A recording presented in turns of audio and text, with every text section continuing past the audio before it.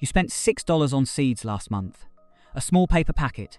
22 seeds inside, you planted all 22. 9 of them came up.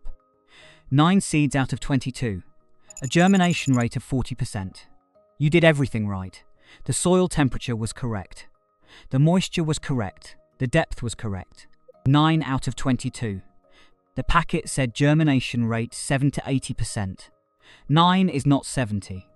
In 1933, in the middle of the worst economic depression this country has ever experienced, a family in rural Georgia started their spring garden with seeds saved from the previous year in a mason jar. 81 seeds. 78 of them germinated. A germination rate of 96% from seeds that cost nothing. Stored in a jar on a shelf in a root cellar. Germinated in a way that almost no one does anymore. The modern seed industry generates $45 billion annually. A significant portion of that revenue depends on two things: seeds that do not store well, and gardeners who do not know how to maximize germination. If every gardener knew what the family in Georgia knew in 1933, the seed industry would lose a substantial portion of its recurring revenue. What they knew fits in 3 steps. It takes 1 mason jar. It costs $1 total if you do not already own the materials. And it will change your germination rate permanently. My great-uncle James kept a journal from 1928 through 1956. He was a farmer in Appalachian, Virginia. Not a commercial farm, a family operation on 12 acres of mountain land, feeding 6 people year-round. In the journal, he documented everything about his seed practices in detail that surprised me when I first read it. He wrote about seeds the way a carpenter writes about wood, with specificity, with respect for the material. In the spring entry for 1931, he wrote, "Soaked the bean seeds 3 days in the creek jar. Every one came up, not a single loss. Cannot remember the last time that happened without the jar, the creek jar." I read that entry a dozen times before I understood what he meant. Then I found a bulletin from the Virginia Agricultural Extension Service, dated 1936. 8 pages on seed germination and pre-treatment methods used by farming communities in the Appalachian region. The bulletin described a practice that had been common in those communities since at least the 1880s. A practice that extension researchers had documented, tested and confirmed, produced germination rates dramatically above untreated seed. The practice was called seed priming, the jar method. Here is what the science says. A seed is dormant. Inside is everything needed to produce a plant: the embryo, the stored energy, the genetic instruction. But the seed does not know it is time to grow. It is waiting for a signal. In nature, that signal is water.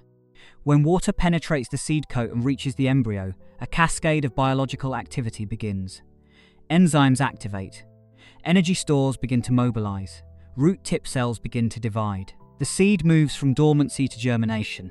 In normal planting, you put a dry seed in the soil and water it and wait for that signal to reach the embryo through the seed coat. It happens, but it happens slowly. And the seed coat, the hard outer layer that protects the embryo in storage, slows the process. In some seeds, particularly older seeds and hard-coated varieties, the seed coat slows it considerably. Many seeds die in the soil, waiting for enough water to penetrate before the stored energy is exhausted. Seed priming bypasses the seed coat problem entirely. You pre-deliver the water signal before the seed goes in the ground. The embryo begins its activation sequence while the seed is still in your jar. When you plant it, it is not starting from dormancy. It is already in motion. The 1936 Virginia Bulletin documented germination rate improvements across 9 common garden vegetables using 3-day water priming. Tomatoes, from 62% untreated to 94% primed. Peppers, from 54% untreated to 91% primed. Beans, from 71% untreated to 97% primed. Carrots, from 48% untreated to 86% primed. These are not marginal improvements. They are transformations. From nearly half your seeds failing to nearly all of them succeeding. From a packet of 22 seeds getting 9 plants to getting 21. My great-uncle James knew this. The family in Georgia knew this. Farming communities across Appalachia knew this. It was documented, it was confirmed, and it was never included in any mainstream commercial seed company planting guide. Because a gardener with a 95% germination rate buys far fewer seed packets than a gardener with a 40% germination rate. Let me show you exactly how to do it. This is the method from the 1936 bulletin. This is what my great-uncle James called the creek jar method. This is what will change your germination rate permanently. Find a mason jar, any size, clean it, fill it with water at room temperature. Not cold, not warm. Room temperature. Place your seeds in the water. Do not crowd them. They should be able to move freely.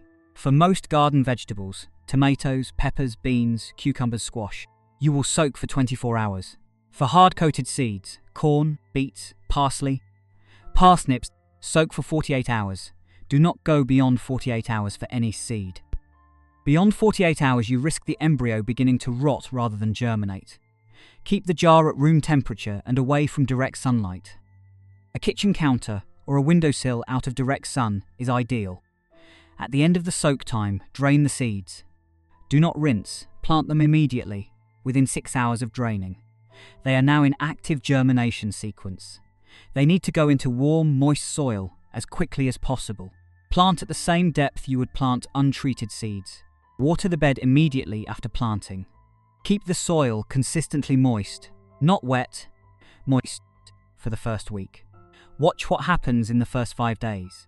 You will see germination beginning at a rate and a uniformity that is different from anything you have experienced with dry planted seeds. The seedlings will come up together, strong, even, at nearly the same time. This is what a 95% germination rate looks like. This is what the family in Georgia saw in 1933.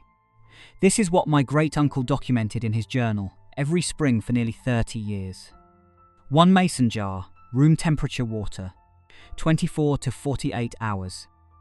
That is the entire difference between 40% germination and 95% germination. The seed industry never told you because they profit from the 40%. Your great-grandmother knew because nobody was profiting from keeping her garden from growing. The seeds you planted last 9 out of 22. That is not a failure of your gardening. That is the result of putting dry seeds in cold ground and hoping the water signal gets through in time. Most of the time, with commercial seeds in typical garden conditions, it does not. Try the jar on your next planting. 1 jar, 1 day. Count what comes up. If you want to know the other practices these families used, the $1 pest powder that replaced every chemical spray, the soil activation method that doubles establishment speed, the 13 zero-cost garden tricks documented in USDA bulletins that no one is selling. You subscribe. New video every single day. The information exists. Your great-grandmother had it. It was almost lost. We are putting it back.